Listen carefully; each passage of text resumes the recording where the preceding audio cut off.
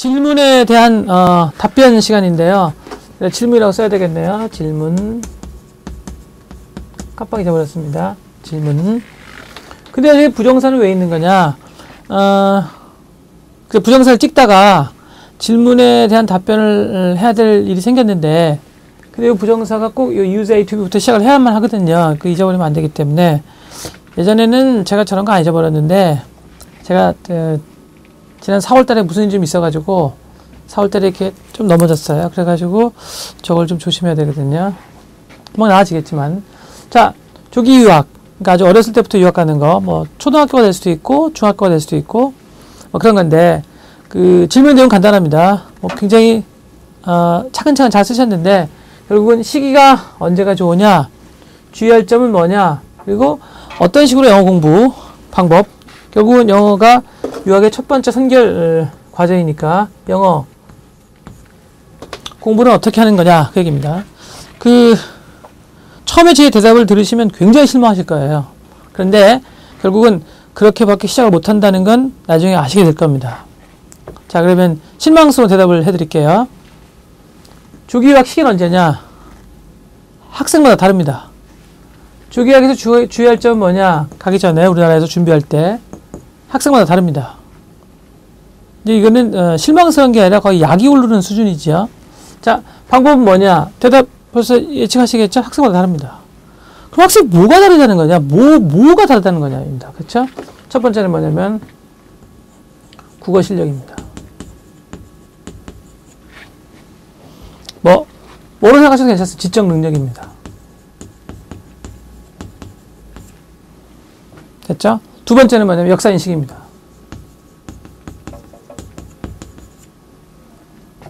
세 번째는 뭐냐면 얼마나 생각하기를 좋아하느냐입니다. 생각하는 것을 얼마나 좋아하는가입니다.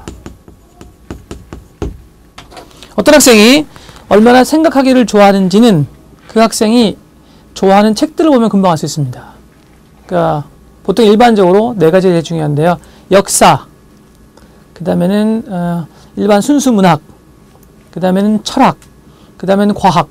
이 네 가지 중에서 단 한 가지라도 싫어하는 게 있으면, 그러니까 역사, 순수 문학, 그 다음에는 철학, 그 다음에는 과학 중에서 한 가지라도 싫어하는 게 있으면 아마도 학생은 생각하기를 좋아하지 않을 가능성이 많습니다.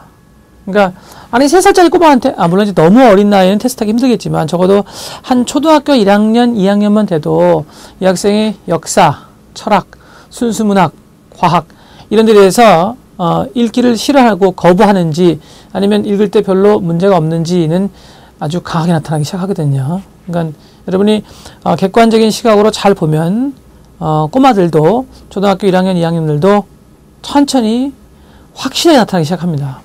자,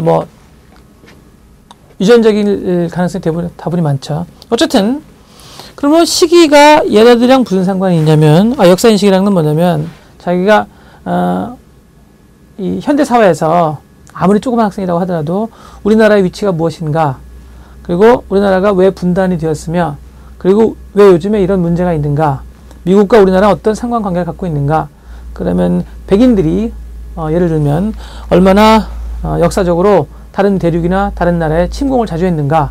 그러면 침공을 자주 한 나라들을 보면 흑인이 많은가, 흑인 나라가 많은가, 동양인이 많은가, 백인이 많은가 이런 데 대한 기본적 감각들입니다. 그런 이것들이 잘 돼 있으면 잘 돼 있을수록 빨리 가는 게 좋고요. 빨리 가도 괜찮고요. 빨리 시작해도 괜찮고요. 이런 게 안 돼 있는 상태에서 만약에 조기 유학이나 영어 공부를 너무나 일찍 시작하게 되면 소위 말해서 문화적 사각지대에 놓이게 됩니다. 문화적 사각지대가 무슨 말인지 아시겠죠? 한국 사람도 아닌 것이, 미국 사람도 아닌 것이, 이것도 아닌 것이 저것도 아닌 거죠. 제가 아주 자주 보는 그런 예들 중에 하나가 있는데 그게 뭐냐면 영어를 잘 못해요. 근데 자꾸 영어를 써요. 우리말 잘 못하기 때문이랍니다. 그럼 이 학생은 영어도 못하고 우리말도 못하면 어떻게 되는 거죠?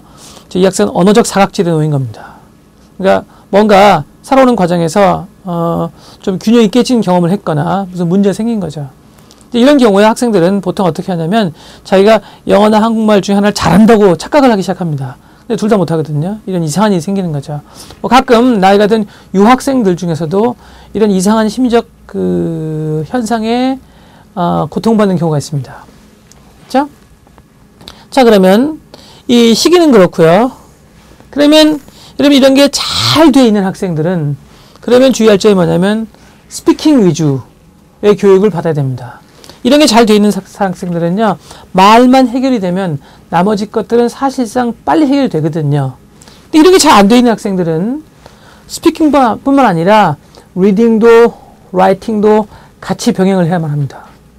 그러니까 굉장히 심한 부담을 안게 되는 거죠. 주의할 점입니다. 그게 리딩도 이게 연동되어 있죠. 2번하고 3번은요. 주의할 점. 2번과 3번 연동되어 있어요. 그러면 특히 주의할 점이 뭐냐? 특히 어떻게 해서든지 간에 이렇게 잘 안 되는 학생들은요, 영어도 영어지만 우리나라 말로도 생각하기를 좋아하도록 만들어야만 합니다. 미국 가기 전에요.